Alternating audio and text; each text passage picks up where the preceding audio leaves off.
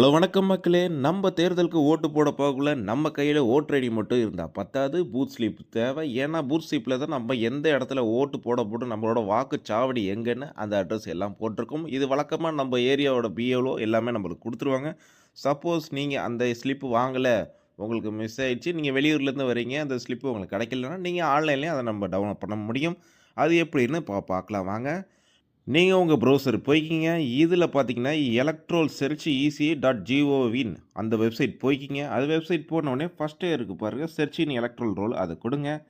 அது குடுத்த உடனே உங்களுக்கு இதில வந்து பாருங்க, search by EPIC, search by டீட்டெயில்னு குடுங்க. இதில உங்களுக்கு EPIC number, voter ID number தெரிஞ்சுச்சுன்னா சிம்பிளு. இதில உங்க நம்பர குடுத்துக்குங்க.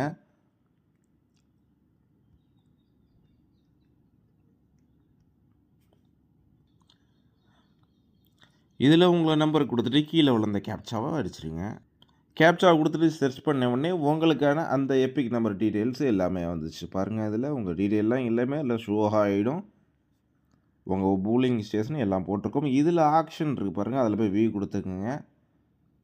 வி குடுத்த உடனே உங்களுக்கான அந்த எந்த இடத்துல நீங்க ஓட்டு போடணும் எல்லா டீட்டெயில்ஸுமே உங்களுக்கு வந்துடுச்சு. பாருங்க இதில போலிங் ஸ்டேஷன் எல்லாமே அதில போட்டிருக்கு.